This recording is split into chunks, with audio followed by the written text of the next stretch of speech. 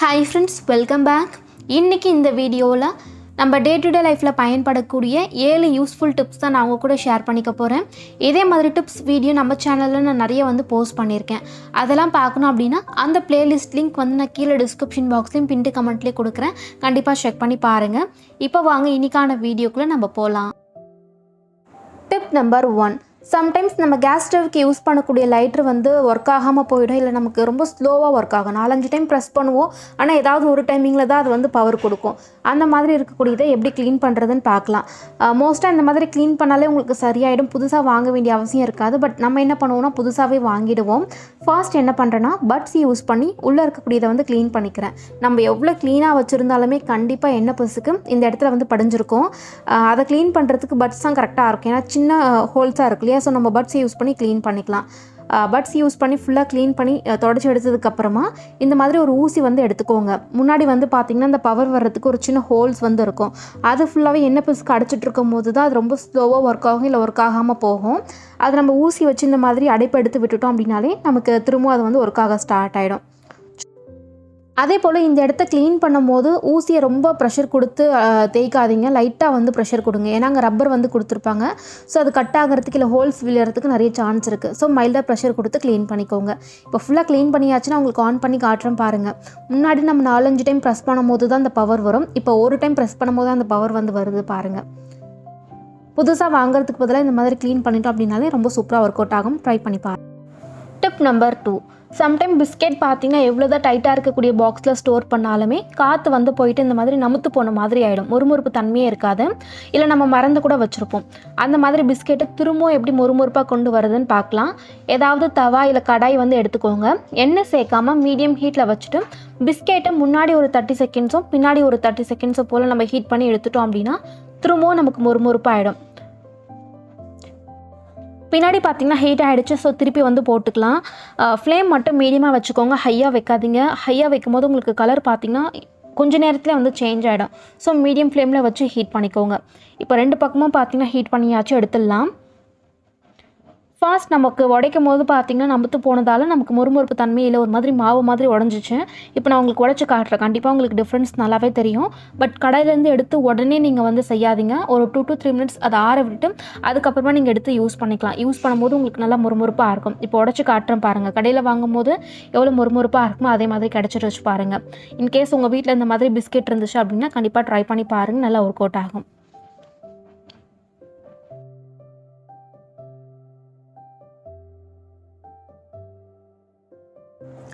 Tip number 3. நம்ம tea filter பண்ணக்கூடிய filter, அதுவோ இல்லைனா ஜூஸ் ஃபில்டர் பண்ணக்கூடிய ஃபில்டர்லாம் யூஸ் பண்ண இந்த மாதிரி ஹோல்ஸில் அடைப்பு ஏற்படும். அந்த திப்பி எல்லாமே படிஞ்சு அடைப்பு ஏற்படும். நம்ம யூஸ் பண்ணும்போது சீக்கிரமாக அந்த ஜூஸ் இல்லை டீ கீழே இறங்காது. அதை கிளியர் பண்ணுறதுக்கு என்ன பண்ணலான்னா இந்த மாதிரி ஸ்டவ் ஆன் பண்ணிவிட்டு லைட்டாக எங்கெல்லாம் அடைப்பு இருக்கோ அங்கே லைட்டாக காமிக்கும் போது அந்த திப்பி எல்லாமே எரிஞ்சு நமக்கு ஹோல்ஸ் எல்லாமே கிளியர் ஆகிடும். நான் இன்றைக்கி உங்களுக்கு ஜூஸ் ஃபில்டர்லாம் உங்களுக்கு இதை செஞ்சு காட்டுறேன். இதே மாதிரி நீங்கள் டீ ஃபில்டர்லேயும் செஞ்சுக்கலாம். அதாவது மெட்டலில் இருக்கக்கூடியதை மட்டும் யூஸ் பண்ணுங்கள். பிளாஸ்டிக்கில் வரும் இல்லையா, அதில் இந்த ப்ராசஸ் செய்யாதீங்க. அதுக்கு வேறு மெத்தட் இருக்குது, நான் ஏதாவது டிப் வீடியோவில் ஷேர் பண்ணுறேன். இப்போ பாருங்கள், எங்கெல்லாம் அடைப்பு இருந்துச்சோ அங்கே மட்டும் நான் லைட்டாக காமிச்சு எடுத்துக்கிறேன். லைட்டாக காமிக்கும் போது அந்த திப்பி எல்லாமே நமக்கு கீழே கொட்டிடும். இன்கேஸ் இருந்துச்சு அப்படின்னா நம்ம ப்ரஷ் வச்சு எடுக்கும் போது அதுவும் கிளியர் ஆகிடும். இப்போ பாருங்கள், எல்லா பகுதியுமே நம்ம காமிச்சாச்சு. இப்போ ப்ரஷ் யூஸ் பண்ணி லைட்டாக நம்ம தேய்க்கும் போது அதில் மீதி இருக்கக்கூடிய அந்த திப்பி எல்லாமே நமக்கு கீழே கொட்டிடும். ப்ரஷ் யூஸ் பண்ணி இப்போ தேய்ச்சி காட்டுறேன் பாருங்கள், உங்களுக்கு நல்லா டிஃப்ரென்ஸ் தெரியும். இன்கேஸ் நீங்கள் டீ ஃபில்டர் இதே மாதிரி பண்ணுறதா இருந்தால் டீ தூள் எல்லாமே படிஞ்சிருக்கும். அது எல்லாமே எரிஞ்சிட்டு நமக்கு கீழே கொட்டிடும். இப்போ பாருங்கள், சும்மா லைட்டாக நம்ம ப்ரஷ் பண்ணும் போதே படிஞ்சிருக்கக்கூடியது எல்லாமே கீழே கொட்டுது பாருங்கள்.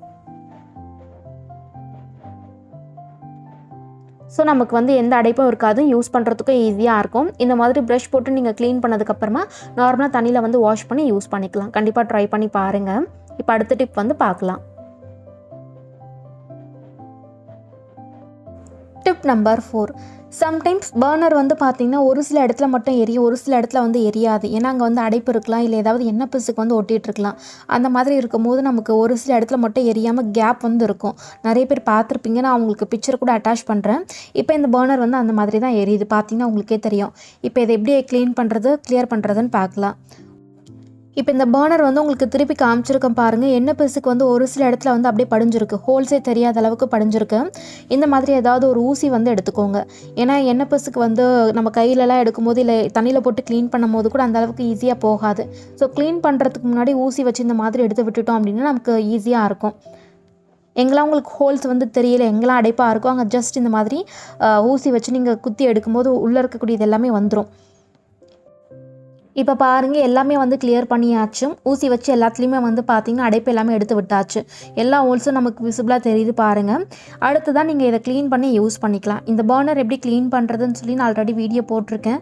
லிங்க் வேணும்னா கீழே கொடுக்குற செக் பண்ணிக்கோங்க. அதே மாதிரி க்ளீன் பண்ணி இப்போ வந்து ஃபிக்ஸ் பண்ணி உங்களுக்கு ஆன் பண்ணி காமிச்சிருக்கேன். முன்னாடி ஒரு சில இடத்துல வந்து எரியாமல் இருந்துச்சு. இப்போ பாருங்கள், ஃபுல்லாக வந்து நமக்கு அந்த ஃப்ளேம் வருது, எரியுது பாருங்கள். நல்லா ஹையாகவும் எரியுது. உங்களுக்கே நல்லா டிஃப்ரென்ஸ் தெரியும் அப்படின்னு நினைக்கிறேன். ட்ரை பண்ணி பாருங்கள். Tip number 5. ஒரு சிலர் வீட்டில் மணி பிளான்ட் வந்து பார்த்திங்கன்னா வளராமல் ரொம்ப குட்டியாகவே இருக்கும், வளர்ச்சி ரொம்ப கம்மியாக இருக்கும். அதுக்கு ஒரு சின்ன டிப் வந்து பார்க்கலாம். கண்டிப்பாக இதை ட்ரை பண்ணி பாருங்கள், நல்லா ஒர்க் அவுட் ஆகும். இந்த மணி பிளான்ட் பார்த்திங்கன்னா நான் மணலும் கொக்கோபீட்டை கலந்து அந்த மிக்ஸில் தான் நான் பாட்டில் போட்டு வச்சுருக்கேன். நல்லா வளர்ச்சி இருக்குது பாருங்கள். இதுக்கு நான் ஒரு சின்ன டிப் தான் வந்து ஃபாலோ பண்ணுறேன் ஃப்ரெண்ட்ஸ். என்னென்னு பார்த்தீங்கன்னா, காய்ச்சாத பால் இருக்கு இல்லையா, அதை ஒரு சின்ன ஸ்ப்ரே பாட்டிலில் ட்ரான்ஸ்ஃபர் பண்ணிக்கிறேன். இந்த ஸ்ப்ரே பாட்டிலில் 1/4 பார்ட் வந்து பார்த்திங்கன்னா காய்ச்சாத பாலும், மீதி இருக்கக்கூடிய பார்ட்டுக்கு ஃபுல்லாக தண்ணி வந்து நான் சேர்த்துக்கிறேன். இந்த அளவில் எடுத்துக்கோங்க, அப்போ கரெக்டாக இருக்கும். இப்போ சேர்த்தாச்சு. க்ளோஸ் பண்ணிவிட்டு நல்லா ஷேக் பண்ணிக்கலாம். நான் இந்த டிப் மட்டும்தான் ஃபாலோ பண்ணுறேன். இதுக்கே வந்து பார்த்திங்கன்னா செடி நல்லாவே வளருது, அதே டைமிங்கில் நல்லா ஹெல்த்தியாக இருக்குது. இந்த மாதிரி செஞ்சதுக்கப்புறமா செடி ஃபுல்லாக வந்து ஸ்ப்ரே பண்ணி விட்டுக்கோங்க. எந்த இலையுமே விடாதீங்க. அதே மாதிரி தண்டு பகுதி, வேர் பகுதிக்கு கூட இதை வந்து நீங்கள் யூஸ் பண்ணலாம். பால் பாத்திரம் நீங்கள் வாஷ் பண்ணதுக்கப்புறமா அந்த தண்ணியை வேஸ்ட் பண்ணாமல் செடியோட வேர் பகுதிக்கு நீங்கள் சேர்த்துக்கும் போது உங்களுக்கு வளர்ச்சியும் நல்லாயிருக்கும். செடி வந்து பார்த்திங்கன்னா ஹெல்த்தியாக வந்து உங்களுக்கு க்ரோ ஆகும். இந்த மாதிரி ஃபுல்லாக ஸ்ப்ரே பண்ணி விட்டுக்கோங்க. இந்த டிப் வந்து நீங்கள் வாரத்துக்கு 2 முறை செஞ்சுக்கலாம் ஃப்ரெண்ட்ஸ். பூச்சி வந்து ஏதாவது நிறைய இருந்துச்சுன்னா நீங்கள் தொடர்ந்து செஞ்சுட்டே வரும்போது கண்டிப்பாக கண்ட்ரோல் ஆகும். வளர்ச்சி உங்களுக்கு நல்லா வந்து ஹெல்த்தியாக க்ரோ ஆகும். அதே போல் ஒரு சிலர் மணி பிளான்ட்டை வீட்டுக்குள்ளே வச்சு வளர்த்துட்ருப்போம். வெயில் இல்லை அப்படின்னா கூட வளர்ச்சி கம்மியாக இருக்கலாம். ஸோ வாரத்துக்கு ஒரு முறை வெளியே எடுத்து வச்சு, அதாவது சன்லைட்டில் வச்சுட்டு திரும்ப எடுத்து உள்ளே வச்சுக்கோங்க. அந்த மாதிரி செய்யும் போது கூட உங்களுக்கு வளர்ச்சி நல்லாவே இருக்கும். நான் இந்த டிப் தான் வந்து ஃபாலோ பண்ணுறேன் ஃப்ரெண்ட்ஸ். இதே மாதிரி மணி பிளான்ட் பார்த்தீங்கன்னா ரொம்ப பெருசாக இருக்கக்கூடியது கூட நம்ம வீட்டில் இருக்குது. நான் உங்களுக்கு சீக்கிரமாக கார்டனிங் வீடியோவில் வந்து அதை காட்டுறேன். இதை ஃபாலோ பண்ணும்போது நல்ல ரிசல்ட் இருக்கும். ட்ரை பண்ணி பாருங்கள். Tip number 6. பொதுவாக எல்லார் வீட்லேயுமே கத்திரிக்கோல் வந்து வச்சுருப்போம். பட் கிச்சனில் யூஸ் பண்ணுறதுக்கு இந்த மாதிரி மல்டிபர்பஸாக இருக்கக்கூடிய கத்திரிக்கோல் வந்து கிடைக்கிது. இது ஒரு சிலருக்கு தெரிஞ்சிருக்கலாம், ஒரு சிலருக்கு தெரியாமல் இருக்கலாம். அதுக்காக தான் மெயினாக வந்து ஷேர் பண்ணியிருக்கேன். இந்த கத்திரிக்கோல் வந்து பார்த்திங்கன்னா மெலிசாக இருக்கக்கூடிய பொருளை கட் பண்ணுறதுக்கு, ஹார்டாக இருக்கக்கூடிய பொருளை வந்து கட் பண்ணுறதுக்கும், பாட்டில் ஓப்பன் பண்ணுறதுக்கு, பெட் ஜாரில் மேலே மூடி இருக்கும் இல்லையா, அதை ஓப்பன் பண்ணுறதுக்கு யூஸ் பண்ணிக்கலாம். நட்ஸ்லாம் உடைக்கிறதுக்கும் யூஸ் பண்ணிக்கலாம். எல்லாமே சேர்த்து ஒரே சிசரில் வந்து கொடுத்துருப்பாங்க. இப்போ இந்த பெட் ஜாரில் பார்த்திங்கன்னா மேலே மூடி இருக்கு இல்லையா, அதை ஓப்பன் பண்ணுறதுக்கு கஷ்டமாக இருக்கும். இந்த கத்திரிக்கோலில் சைடில் ஒரு சின்ன இடம் வந்து கொடுத்துருப்பாங்க. அதை வச்சு நம்ம ஓப்பன் பண்ணும்போது ஈஸியாக ஓப்பன் ஆகிடும், கஷ்டமே இருக்காது. அதே மாதிரி ரொம்ப ஹார்டாக இருக்கக்கூடிய பொருளை கட் பண்ணுறதுக்கு கீழே சின்ன ஒரு பார்ட் வந்து கொடுத்துருப்பாங்க, கட்டிங்க்கு வந்து கொடுத்துருப்பாங்க. இதுக்கு கட்டர் யூஸ் பண்ணுற மாதிரி இருக்கும். பட் இந்த சிசரில் பார்த்திங்கன்னா அது உள்ளவே இருக்கும். அதில் வந்து வச்சு கட் பண்ணும்போது ஈஸியாக கட் ஆகிடும். மேலே கட் பண்ணும்போது கட் ஆகாது. பட் கீழே அந்த இடத்துல வச்சு கட் பண்ணும்போது நல்லா ஸ்ட்ராங்காக, ரொம்ப ஹார்டாக இருக்கக்கூடியது கூட ஈஸியாக கட் ஆகிடும்.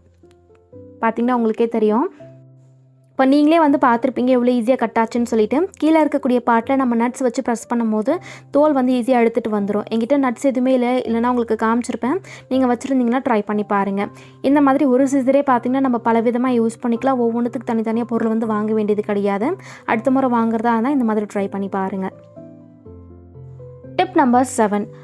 நம்ம எமர்ஜென்சிக்காக பார்த்திங்கன்னா ட்ராவல் பண்ணும்போது இல்லை பர்ஸில் கூட பார்த்திங்கன்னா இந்த மாதிரி சின்ன கம்பல் வந்து கண்டிப்பாக நிறைய பேர் வச்சுருப்போம். பட் இது நம்ம அப்படியே வந்து போட்டிருக்கும் போது எங்கேயாவது ஒரு இடத்துல வந்து போய் மாட்டிக்கோ, இல்லை நம்ம எடுக்கும்போது ஏதாவது மிஸ் ஆகிறதுக்கு நிறைய சான்ஸ் இருக்குது. நிறைய பேர் மிஸ்ஸும் பண்ணியிருப்போம். அந்த மாதிரி இல்லாமல் சேஃபாக இருக்கிறதுக்கு ஒரு சின்ன பட்டனில் இதை போட்டுட்டு நம்ம பர்ஸில் வச்சோம் அப்படின்னா நம்ம எந்த பொருள் எடுத்தாலும் இது வந்து கீழே விழாது, பார்த்து எடுப்போம். எடுத்து யூஸ் பண்ணுறதுக்கும் ரொம்ப ஈஸியாக இருக்கும். இன்கேஸ் உங்ககிட்ட இந்த மாதிரி பட்டன் இல்லை அப்படின்னா கூட ஒரு சின்ன சைஸ் அளவுக்கு கார்ட்போர்ட் கட் பண்ணிவிட்டு அதில் ஹோல்ஸ் போட்டு கூட நீங்கள் வந்து இந்த மாதிரி செஞ்சு பர்ஸில் வச்சுக்கலாம். ஏதாவது பொருள் எடுக்கும்போது கீழே விழாது, மிஸ்ஸும் ஆகாது, சேஃபாக இருக்கும். ட்ரை பண்ணி பாருங்கள். அவ்வளோதான் ஃப்ரெண்ட்ஸ். இதுதான் பார்த்தீங்கன்னா அந்த 7 சின்ன சின்ன டிப்ஸ். இதில் ஏதாவது ஒன்றாச்சும் உங்களுக்கு பிடிச்சிருக்கும், அதே டைமிங்கில் பயனுள்ளதாக இருந்திருக்கும்னு நினைக்கிறேன். என்னோடய வீடியோஸ் உங்களுக்கு பிடிச்சிருந்துச்சுன்னா மறக்காமல் சேனலுக்கு சப்ஸ்கிரைப் பண்ணிக்கோங்க. இது போல் இன்னொரு பயனுள்ள வீடியோவில் நம்ம பார்க்கலாம். தேங்க்யூ.